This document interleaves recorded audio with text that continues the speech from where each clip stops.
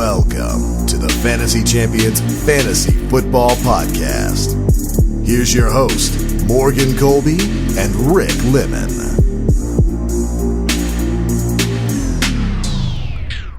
Welcome to the Fantasy Champions Fantasy Football Podcast. It is July 16th, 2019. My name's Morgan Colby. I got Rick Lemon right across from me. What's up? What's happening? Today we are going to bring you our forgotten tight ends from 2018. How you doing, Rick? I'm doing, pretty good. Pretty good? Football season's just around the corner now, isn't it? And I say that because we're stuck with baseball, so. Yeah. We just got through NBA free agency. We're huge NBA fans, so NBA free agency dominated our sports watching for a majority of 3 weeks, and then it just died. And now we got baseball. Yeah, so there's nothing really happening, but baseball is nothing. It's really next week starts training camp. Hey, so I'm excited for that. Before we get into our news segment, be sure to go over to Twitter and like us on Twitter at the FF Champs. Go on Instagram at the Fantasy Champions. Like us there. Like us on Facebook at facebook.com/the Fantasy Champions. Subscribe wherever you listen. Make sure you click the bell for notifications. And go to Apple Podcasts and leave a nice review. I'll wait. Yes, leave a review like it's your Papa's Pizza Shop, and you really want to leave a nice impression. I'll wait for you to leave a review, and then we'll get started. You might have to wait a while because my phone's dead. Yeah, my phone's dead. Be sure to share this podcast with your friends. Let's get into the news. Coach Andy Reid has confirmed the Chiefs will make Damian Williams their full-time starter. Oh, you're happy about that, aren't you? He's saying so many things right now that mean absolutely nothing to me. Here's the big thing with me. Oh, boy. I can't like Damian Williams. I just can't do it. I tried so hard. I tried really hard, and I can't do it. How do you confirm that he's the full-time starter if you haven't even had a training camp practice? Like, that's ridiculous. Because the coach is confident in you? That's like, well... I think it's just. I think he's just blowing smoke. I think he's just being like, yeah, this is the guy that's going to start full time. Damian Williams was the third string running back last year. And then he came in when Kareem Hunt left and the other guy, I think got hurt, Spencer Ware, right? Over under 6 on how many games it takes Damian Williams to lose his job in the regular season. Dude, you hate him, man. He's just not a talented running back. I think he's good. I just don't think he's fine. And he's playing in an offense that... So what's Damian Williams' best skill? Nothing. Realistically, what's his best skill? Pass catching. Okay. Now, what do the Chiefs like to do? Throw the ball. Okay, you just answered your own question. Yeah, I know. I just think he's going to be where he's getting drafted. I mean, maybe he fits the bill of where he's getting drafted, but people are acting like Damian Williams is going to be a top 10 running back and be an RB1, and he's just not going to be. If if the Chiefs offense has the same year they did last year, he could be. That's unlikely. I mean, it is kind of unlikely, but yeah. Here's what I think. I think Damian Williams can't effectively run the football the way Kareem Hunt did. And that's where I kind of land with that, is that if he gets the same amount of production as like a Tariq Cohen, for example, in the passing game, then yes, he'll probably produce at a high-end RB2 number. But like, I just don't think that he's going to produce on the ground as much as the Chiefs want him to. Plus, he came in late in the season last year before people could even adjust to him being in the game. So he is dangerous. Like in the game he played against the Patriots, he wasn't bad. He just, like, everyone was like, "Oh my God, he caught 3 touchdowns." Like, yeah, that's because he was wide open because they're double teaming Travis Kelce. Yeah, because they're double teaming Travis Kelce. Is that going to change? It could. Well, I mean, we'll see. Because he's going to miss 8 weeks. Yeah, that's most likely. So, like I said, over under 6 games. Like I think that they're going to go with a guy that's more Like a guy who's actually been, and people will think I'm crazy for saying this, but a guy who's actually been an RB1 is sitting right behind Damian Williams right now. His name is Carlos freaking Hyde, and he's just same age as Damian Williams. He does the same crap as Damian Williams. I would not like to say right now that he's the full-time starter is just instilling confidence in Damian Williams and saying, yeah, we got you, buddy. But there is a very real possibility that 3 or 4 weeks into camp, a guy like Carlos Hyde or a guy like Darwin Thompson, or you can even go deeper than that, like 90% of fantasy experts You're gonna ride this until your grave. I will ride it into my grave, and if he gets 25 fantasy points week 1, I'm sending trade offers. Yeah, I mean Carlos Hyde is good on the ground, but dude, he cannot nearly play. He does not fit the system nearly as well as Damian Williams does. Like that's where I think that Damian Williams will be a excellent pass catcher, but I think this is not the way that Andy Reid runs his system. But there is a real reality in my mind that Carlos Hyde could probably get a lot of work on the ground, and then Damian Williams could get a lot of work through the air because in the games he was the running back. I'm not gonna throw out stats I'm not sure about. I don't want to go there. Let's just move on to the next one. Jimmy Garoppolo said he is good to go for training camp. This is what I found was interesting about this, because this normally isn't news. Okay. Is that he doesn't expect to be placed on the active or PUP list, which means he would miss 6 weeks of the season. Was that even a consideration? Because the fact that he said that makes me a little nervous. Yeah, that is. I mean, you're talking to the biggest Jimmy G fan probably in the country. In the United States of America. It's true, but that's a little concerning. That is kind of like odd to be like. Why would you say something like that? I mean, I don't think I'm going to be on the POP. We're making list. Wait, what? Wait, what? Yeah, exactly. You were going to be on the PUP list, right? He'll be fine. I just thought that was a little weird. No, it is. Like if he has a setback, does he end up on the PUP? That's kind of what I was thinking.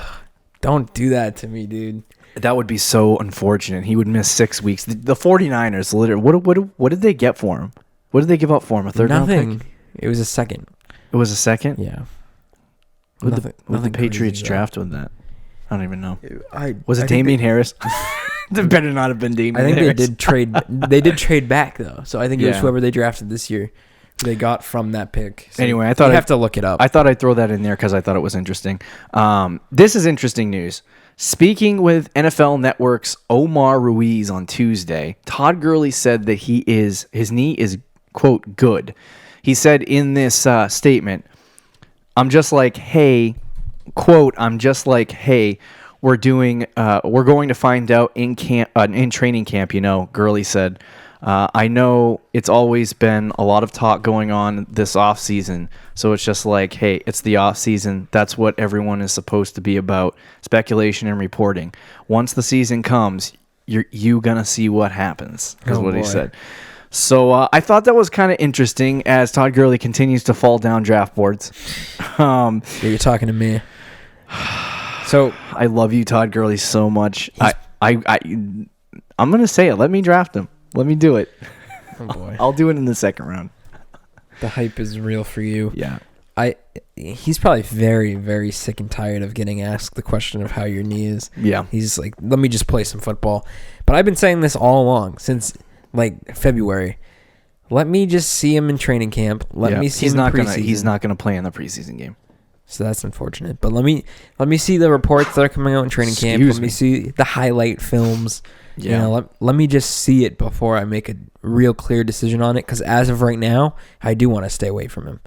Yeah, and so do 90% of everyone else. Right.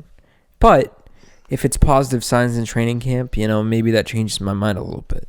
Yeah, I think that this whole situation has been completely spun out of control to the point where he is like casual people like you and me 3 years ago joining, like looking up fantasy numbers and saying, oh, like 2 weeks before our draft going, whoa, why is Todd Gurley in the third round? He finished number 1 overall. Like 90% of the people are going to do that, and then they're going to wait in the third round and they're going to get a freaking gem.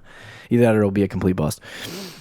But I think the further back he goes, the less it hurts. to draft him. You know what I mean? That is fair. Like if I end up getting him like in the 3rd round or something like that, I feel good about that because there's a good chance that the options in the 3rd round right now are Leonard Fournette, Devonta Freeman, or Marlon Mack. And my big thing is like Leonard Fournette he's missed more games in his career, in his entire career, than Gurley has missed in the 4 years he's started.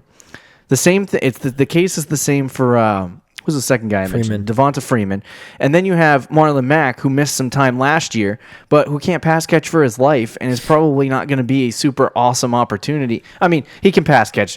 Don't get on me about that statement. He can. They just don't utilize him like that because they got Naheem Hines. So for me, Todd Gurley is a good option, even if he has a decreased role with Darrell Henderson coming in and they're trying to preserve him a little bit. Yeah. Like if you're telling me that he can't get 17, 18 fantasy points per week, you're crazy. Like that's very reasonable for Todd Gurley. Okay. Very reasonable. Raiders signed 24th overall pick Josh Jacobs to a 4-year contract. I know we said last week that he was holding out, so that's good news for Josh Jacobs and people who love Josh Jacobs like myself. There are a lot of them. This was huge news. Adam Schefter reported that Melvin Gordon has informed the Chargers that he will not report to training camp and demand a trade.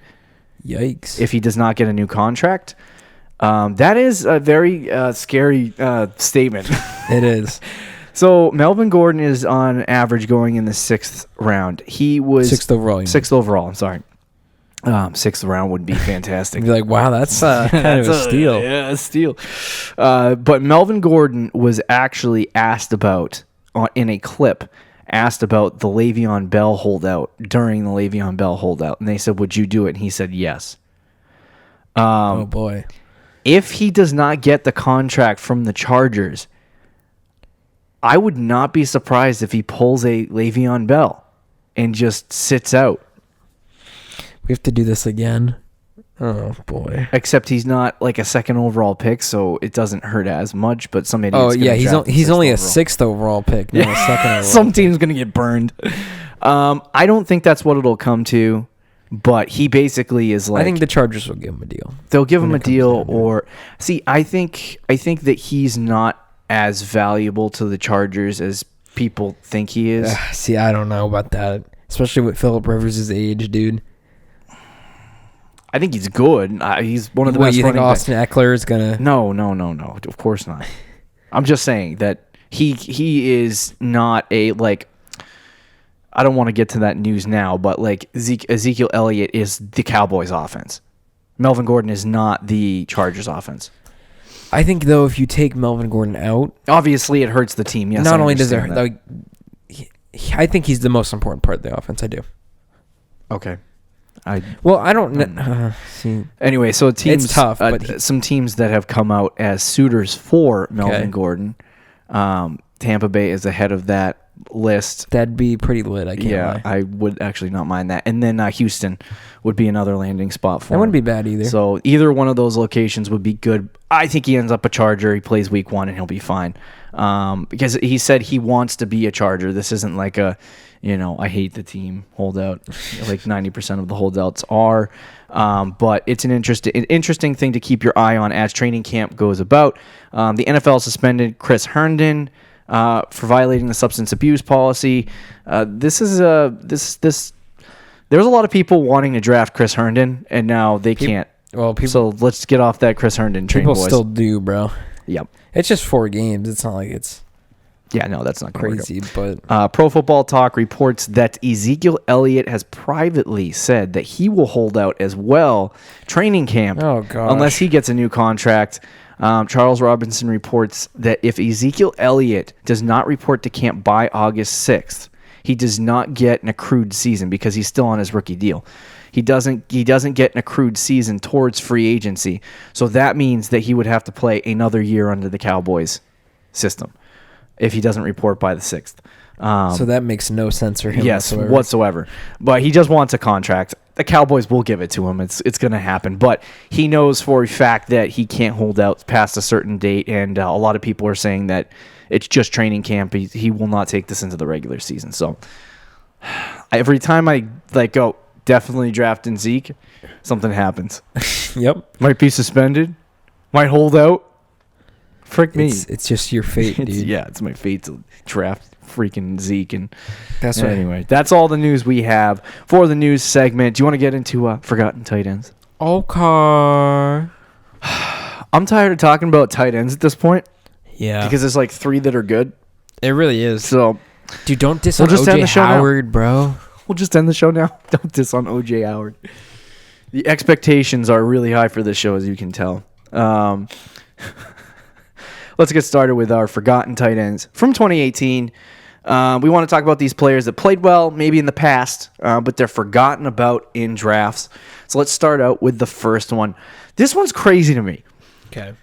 Austin Hooper highlights my list at number 1. We've been on the We've been on the Hooper train for a while. But we've been hooping on the Hooper train. The reason why we're on the Hooper train is because last year Austin Hooper was in a very good offense that passed a lot less than it is going to that it's going to pass this year, and he finished as the number 6 tight end in all of fantasy football. Finished at number 6. Huh? Number 6, and you know where he's getting drafted? 148, the 15th round. So Austin, that is very, very weird to me too. I know. So in some drafts he's going. It's between 13 and 15. Yeah, I just looked and in this one it's 14 and a half, like so middle of the 14th round. So you're telling me that Austin Hooper is a guy that finished number 6, and like it was a sneaky 6. It was very sneaky. No one really even thinks about that, but he barely didn't finish in the top 5. And he's getting drafted. If he finished in the top 5 right now, he'd probably been getting drafted in the first 10 rounds and move him up like 6 rounds. Yeah. So, but for me, Austin Hooper is absolutely being forgotten about.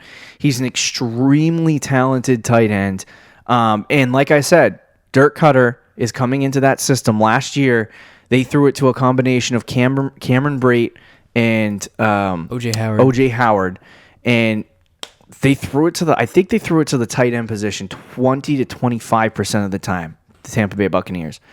So if Atlanta throws at least 19 to 20% of the time to the tight end position and the rest of their tight ends below, Austin Hooper will finish at top 6 again, and he'll probably jump higher than that. I just don't understand why he's going in the 14th or 15th round. The only reason I can think of is there's too many weapons on that team, which is a fair criticism. They had the same amount of weapons last year. Well, I think that's a fair criticism if you're ranking him in the top 5.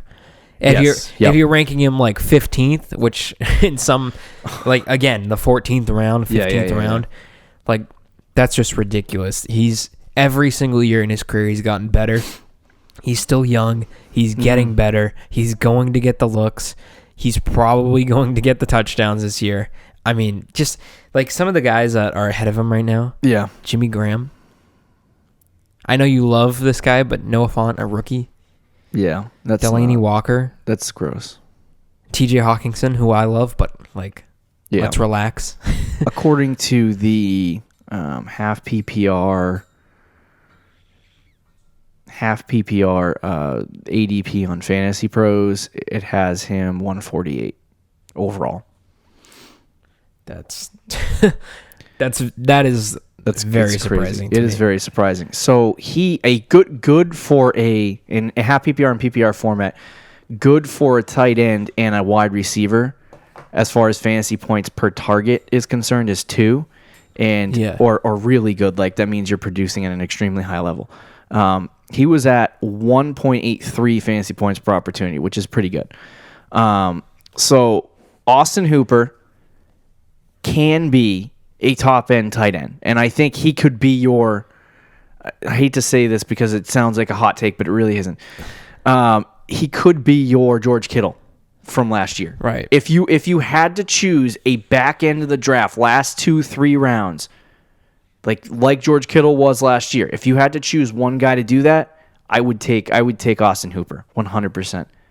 I agree. I mean, I don't think this holds either. I think he ends up getting drafted in the 11th. If it does hold, though, which one of us is gonna? Yeah. in our draft. Which one of us taking him around early? Yeah, seriously. We'll both keep fighting for the round earlier. Yeah. You'll end up neither one of us wants to go too fourth early. round pick Austin Hooper. Yeah. I'm going to take him early. No, I am. And then he ends up getting like he doesn't even end up on our team. Overall. Doesn't even end up on yeah, our team. some random guy in our league is going to take him like the 6th round. Yep. That's how it always works. I think it is very interesting to see. There's a couple of areas that he needs to increase in.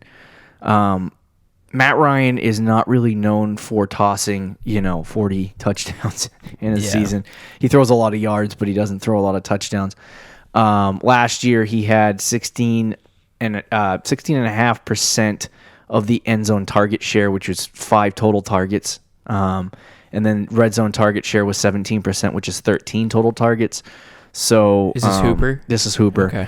So he needs to be targeted in the red zone a lot more. He had 9 red zone receptions. They should target him in the red zone more too. Yeah, him and Julio should be the top two targets. Yeah, because Julio didn't score a touchdown until like 6 weeks, 7 weeks into the season. It's usually like Sanu, right? Touchdowns. But to have 71 receptions, 660 receiving yards, that's pretty good. And if he gets any form of an expanded role there, I think he's definitely going to be a lot better. He is small enough to play in a like slot position, kind of like how Gronk did, but he went vertical.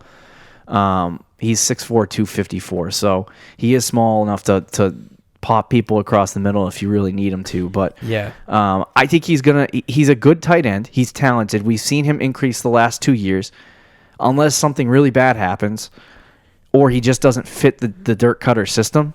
Then like he's going to be a perfect pick. And if you're drafting him in the 13th round, that's biggest, a throwaway. I think. It's a throwaway pick. Like, and the 13th round right now is the earliest he's going that I've seen. Right.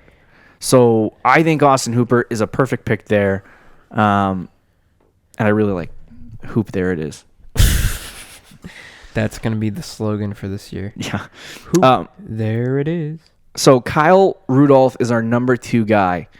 This is an interesting little player. Now, I don't know if you agree with this one, but Kyle Rudolph has been, especially in the Minnesota system, or in the past, he's been really good at the tight end position. He has been consistently. He has been consistent. 10, top 8. So going back to 2016, I believe, Kyle Rudolph was number 3. Hold on, maybe go one more year back. Kyle Rudolph in 2016 was the number 3 tight end in fantasy. In 2017, he ended at number 6, and then last year, obviously, he had taken a step back a little bit at number 9. Okay. So still number 9 though. They have a lot of weapons. They do, and they have Dalvin Cook, Alexander Mattison at running back. They have Stefan Diggs and Adam Thielen at wide receiver. So there's a lot of weapons there. But I think, Kyle Rudolph, I mean, he did play 16 games this year, but we had somebody in our league that drafted him, and he was very disappointed with the production. He only had 87 fantasy points in total. So right, which that is kind of... It's not great. I don't know. The thing that I'm really concerned about with all of the Minnesota offense, with the exception of Stefan Diggs and Adam Thielen, is they just changed systems last year. Right. And so is Kyle Rudolph performing like this a product of the new system where he's just not going to get as much as he used to, as many looks or as much production as he used to get? Or is it because he's just getting older and, he's not, I mean, he's really not that old either. So no, I have a question. He was number 8.5 PPR, by the way. Did he get a new contract extension this offseason? Yes. He did. Yeah, they just did that. They were going to trade him. I remember, yeah. So I don't know how long it is, though. Don't ask me. I didn't come prepared with those numbers, bro. That's okay. I'm just kind of thinking right now. All right, so for me with Kyle Rudolph, I do think people are kind of forgetting about him. Yeah. He's going undrafted right now, which is very surprising considering, the past few seasons he has been top 3.69. I mean, he's gone back a little bit, but he has very good. And I understand kind of like it's partly because the emergence of Adam Thielen. Yeah. Too. But I mean, It kind of depends, too, if you believe in Kirk Cousins. Right. And you think he can kind of become his old self, too.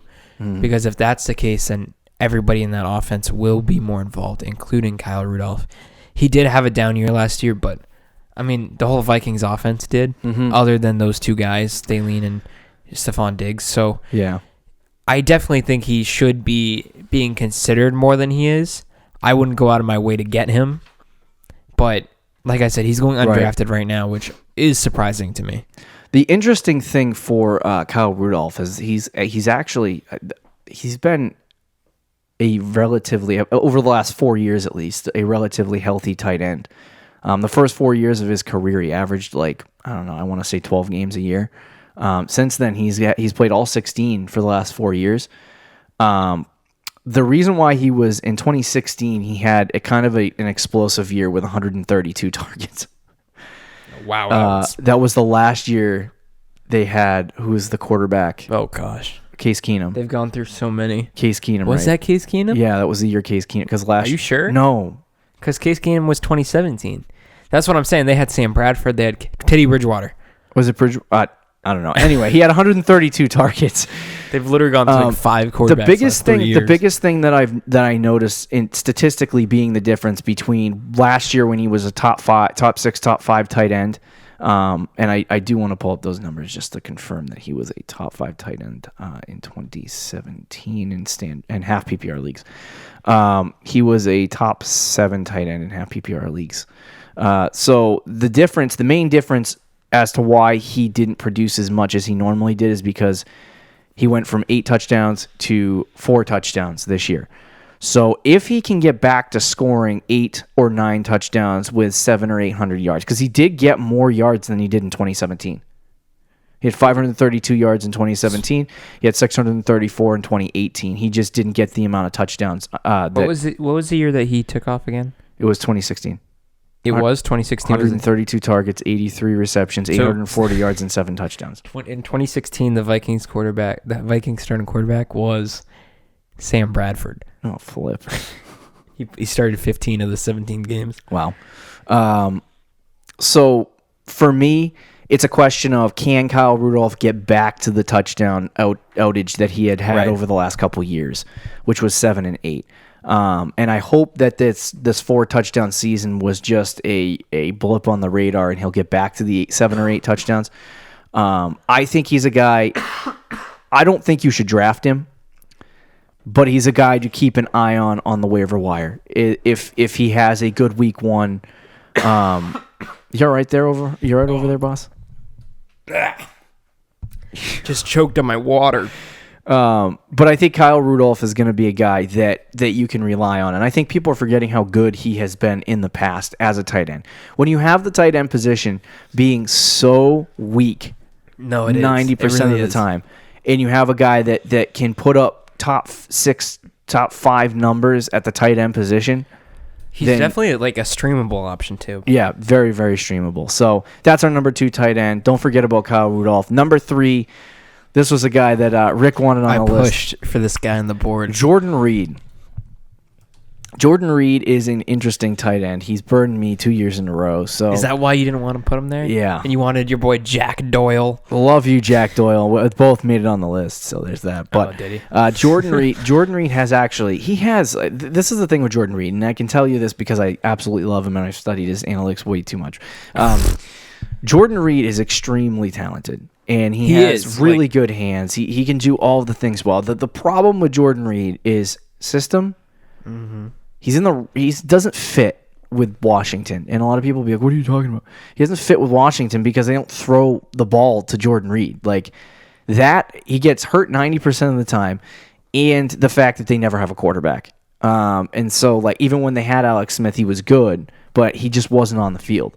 So for me, I like Jordan Reed, and I do think people have forgotten how good he is in the time that he has at least started, but that's like few and far between, you know what I mean? Yeah. Not very often. I think Jordan Reed, people are kind of forgetting how good he was, though. He was number 2 in 2015. So he was, what was he? So 200 half PPR fantasy points. My lord. And guess what? In 2015? Some guy named Gary Barnage was He played in 2015, he was a number 2? Yes. He played in 14 games that year. 15 games. No, 14, you're right. Sorry. In 2016, where was he ranked? He was 9. He only played 12 games. Imagine if he played a full season, though. That he would be considered one of those guys. And now I get that. And Jared Cook the last 2 years has been hurt. I mean, Jordan Reed, I'm sorry. Jordan Reed has been hurt. Like this year, he only played 6 total games. He averaged 7.8 fantasy points per game. That's actually pretty good. If you put him in that conversation, he's so basically like 10. Jordan Reed's like a guaranteed to get hurt. I'm not denying that at all. He's like, yeah, he's gonna get hurt. He is, because it's just in his history, he's never played a full season. Yep, ever. The closest he's been is 14 games. Right, and in those 14 games, he was the number 2 ranked tight end. Right. When he is out there, though, he is a legitimate tight end, and I want to see where he's currently ranked right now. So Fantasy Pros has him ranked 18th, so that's pretty much undrafted. Let's see. According to the Fantasy Football Calculator, he's like pretty much undrafted. He is going undrafted. So it's very surprising to me that he is going undrafted, though. Like, look at Mark Andrews right now. He's ranked, is getting drafted. Noah Fant. I've said some of these guys before, but yeah, it's when he's out there, he is so very talented. I know you brought up like system. He's played in Jay Gruden's system before, and he's been very good. Yeah, it's not necessarily that. The legitimate concerns for Jordan Reed is injuries, which he's dealt with his whole career, and that's never stopped him from being, like taken in the 10th round. The concern though this year is he just didn't produce last year because he was even more injured, and the team around him is not that good. But because the team around him is not that good, he is the number 1 option on that team. Can you name me one receiver in the Redskins? 0. You can't. It's almost impossible. There's no one there. When he is out there for this season, you get the Dynasty Leaguers going. Yeah. No. Yeah, I honestly couldn't name one though. When he's like, I have no idea. When he's going to be out there though, he will be the number Jamison. Wait, he went to the Jets. He went to. If you prorate out his 2018 season, he only played. He played 13 games, but technically speaking, the 13th he got hurt and only had 1 target. So I took the 13th out. So in 12 games, he had 83 targets, 54 receptions, 558 yards, and 2 touchdowns with a 65% catch rate. He had 111. Yeah, it was the seasons he was extremely good. Were 2015 and 2016, where he had 11 touchdowns in 2015, and I think it was 6 or 7 touchdowns in 2016. So, but prorated his entire season, he would have had, and the touchdowns will come. I'm not really concerned about the touchdowns at this point, but the 111 targets on a per 16 game basis is crazy good for a tight end. If you're being targeted 111 times, he's honestly a receiver. Right. Some of these seasons, Jay Gruden, the way he utilizes them, literally his position is called tight end / wide receiver. Yeah. He plays in the slot quite a bit. For him, I think to finish with 111 targets, 72 receptions, 744 yards, and 3 touchdowns is not bad in a prorated season. So if he's able to play a full season, which we've said for years on Jordan Reed, if he is able to play a full season and he gets targeted over 100 times and he pulls down like 70 to 80 receptions for 700 to 800 yards and can get back to 6, 7, 8 touchdowns, you're talking about a top 5 tight end who can be extremely good. The chances of that happening right now are extremely low just because of injury. Wow. Oh, gosh. I think I just peed myself. Continue. So, make sure you turn off your phones, obviously, people. Yeah. Dude, I'd hate to go to the movies with you. Or you're just sitting there and it's like this dramatic scene and it's like, Sorry, guys. I gotta take this. You pick up the phone. And you just start talking in the movie theater. You're one of those people. Oh my gosh. You probably go on your phone mid movie so everybody can see the light coming off your phone. Yeah. Yep. That's exactly. Anyway, back to Jordan Reed. Yeah. I don't even remember what I was gonna say.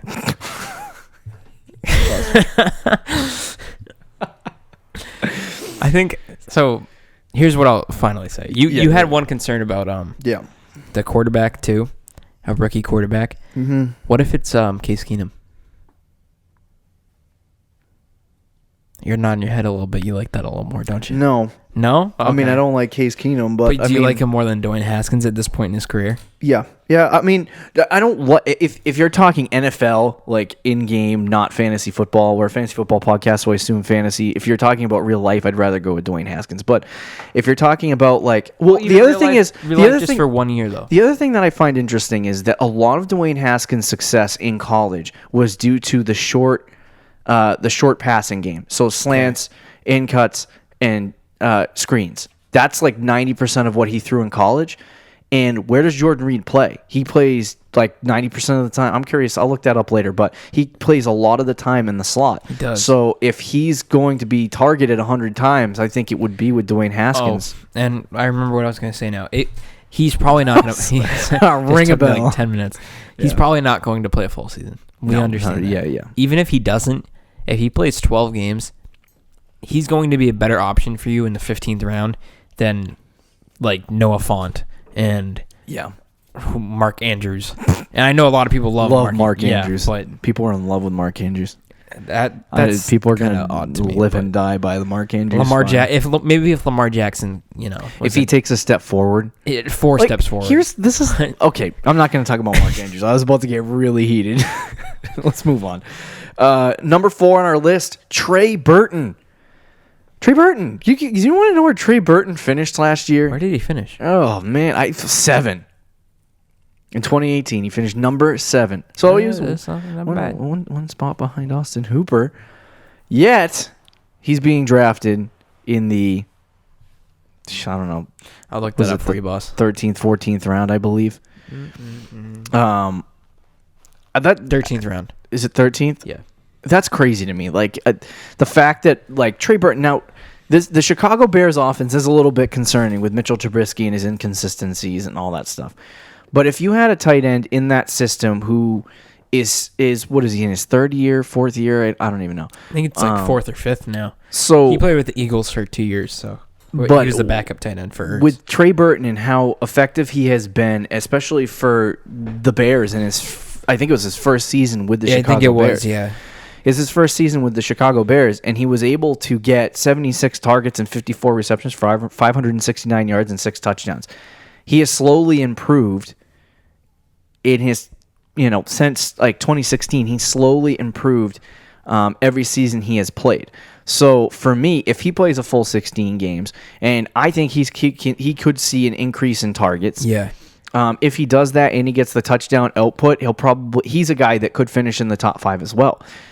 I say if on a lot of these guys, like for running backs and wide receivers, I like to be more, progressive in my analysis and say, I know that this guy's going to do this, that's what I'm predicting is going to happen. The reason why I say if a lot with tight ends is because you just don't know. Well, that's the thing. This guy could be a guy who gets 60 targets next year and gets 40 receptions and sucks, or he could get 100 targets and put up, 70 catches and 7 touchdowns and be really good. It's just a matter of what happens in the season. I'm looking at it and saying he's a completely forgotten about tight end because he did finish 7th last year. The year before that, he didn't play too bad in the time. He had 5 touchdowns, right? When he was on the Eagles, he started 1 game over the course of 31 targets. He had 5 touchdowns. The guy is an absolute beast in the red zone. So to me, I think that I was going to say Jordan Reed. I think that Trey Burton is a perfect example of a guy that's being completely forgotten about from the previous year. And going in the 13th, 14th round, he's another player that you could snag late in drafts that could end up being your 2019 George Kittle. So, people are probably like, oh, you've said if a lot for these top, like you were saying, oh, he could be top 5, like he could be top 5. And they're probably thinking, well, that's Not reassuring. Right. Or not. That's not realistic. Like, this guy's going in the 13th round. Yeah. But that's the thing with tight ends. You don't know. We're going to throw out as many takes on tight ends as we possibly can. Oh, gosh. And we'll hit on one of them. And then we'll come back to you and say, listen, you should have listened to us on Trey Burton. Even though we said Austin Hooper and Jordan Reed and all these other guys are going to be good. We did say Trey Burton was going to be good. Yeah, Trey Burton was going to be good. If we swing on 10 of them and get 9 of them wrong, we got one right. We got one right. That's how it is. That's how it works in the fantasy football industry. There's really only 3 tight ends this year. And I don't even like George Kittle. But that's a that's a you problem. That's a me problem. I love George Kittle. Okay, continue. Anyway, even if you who is not a huge fan of George Kittle, you still think it's like 3. Yeah. He's clearly the third best. He's clearly the third tight end. Like if you're taking a tight end, you got to kind of take George Kittle. Right. So there's clearly 3 guys. Then there's about 15 players. It's all meshed together that you can just put in whatever order you want. Slap them in what order you want. There's kind of a consensus. Wow. Consent. See.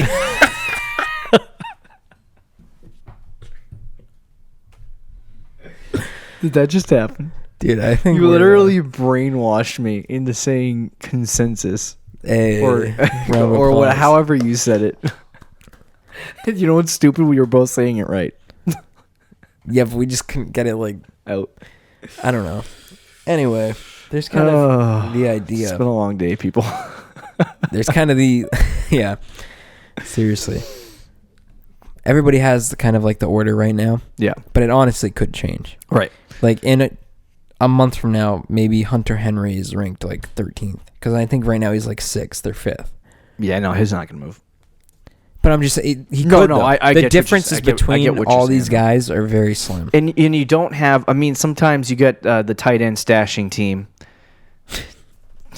There's always that one team that has like 4 tight ends. Yeah, 3 or 4 tight ends. It kills me. And their bench is like 2 tight ends, 2 quarterbacks, and like 1 running back. Yeah, it's ridiculous. It's unbelievable. I do like Trey Burton.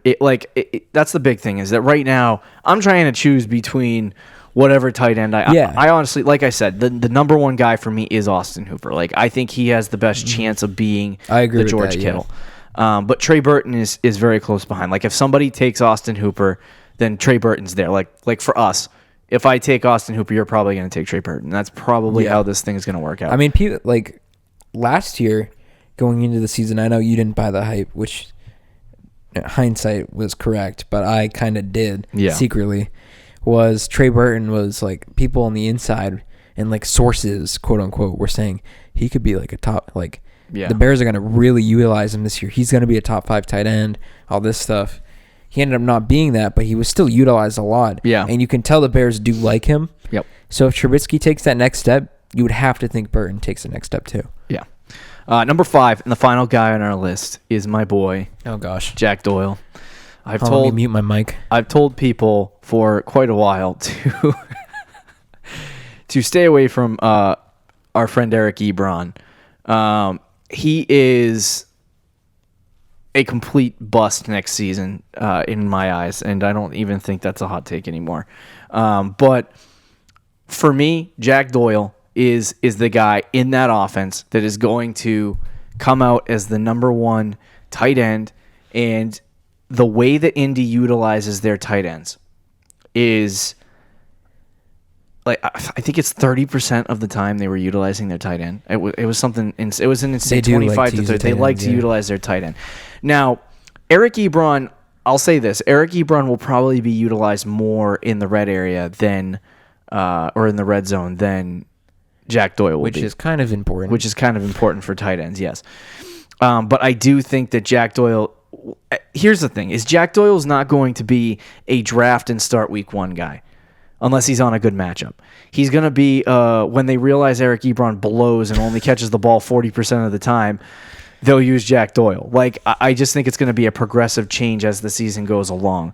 I think Jack Doyle's the tight end to own in Indy, and he's one of those guys that there's really no statistical analytics to back him up. It's just a soul thing, a heart thing. I love you, Jack Doyle. Hey, man, I can get behind that. But he's with Garoppolo this year. Yeah, that's true. He's going completely undrafted right now. So I would keep an eye on Jack Doyle because he's good. He's been decent in the past. He's been a top 10 tight end before in a full season. So it's not like he completely blows. His problem has been the same as Kyle Rudolph. Not the same as Kyle Rudolph. His problem has been the same as Jordan Reed's injury. And I think that if he stays healthy and his hip is good and he's ready to go, Jack Doyle is going to be the number 1 tight end on the Indianapolis Colts. And I don't think they're going to utilize Eric Ebron as much as people think they're going to. Last year was just a complete flash in terms of, 3 of Eric Ebron's they came in one game. One game. So I think he had 9 touchdowns, but I'm not sure if that's true or not. But anyway, I do think that Jack Doyle is the tight end that they want to utilize there. I think he's going to start. I think he's going to get a majority of the targets. And I think that, in turn, over time, will end up meaning that he's going to be a top 10, top 7, top 6 tight end. So don't invest in Mr. Ebron because I'm just saying he did get 110 targets last year. Who? Ebron. Yeah, that's because Jack Doyle missed half the season. Or 3 quarters. He still played in 6 games though, and he still got 110 targets. I'm just saying. He was taken 10th overall. Who? Eric Ebron. Oh, really? He was the 10th overall pick in 2014. I don't like Eric Ebron. Oh, really? Yeah. In case you didn't know. Yeah. Flash in the pan. I had no idea until just now, actually. Oh my God. That'll do it for our Forgotten Tight Ends episode. This might be the last. I think we do 1 more or 2 more tight end episodes. So we'll see what happens. Tight ends are getting a little old for me. A little hectic and a little old. Tight ends are so boring. Some leagues do 2 tight ends. How do you even? They're studying Dallas according to my calculations.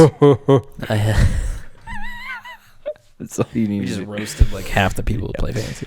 Be sure to listen on Thursday as we give you our bold prediction show. I got some hot takes boiling. I got some bold predictions boiling. Sitting in the freezer. Oh boy! And I preheated the oven, and I'm ready. Waiting for that oven to go beep, so I can open it up and pull it out. Yeah, there you go. Serve it up on a platter. It'll be our bold prediction show. You got any closing thoughts for us before we end the show? Usually I make some dumb remark. Yep. This week I'm not going to do that. Okay. Talk to you Thursday, Fantasy Champs. But I will say the number 1 tight end this year is George Kittle, just because Jimmy Garoppolo. Thank you for listening to the Fantasy Champions Podcast. Make sure you subscribe on iTunes and YouTube and follow us on Twitter @TheFFChamps.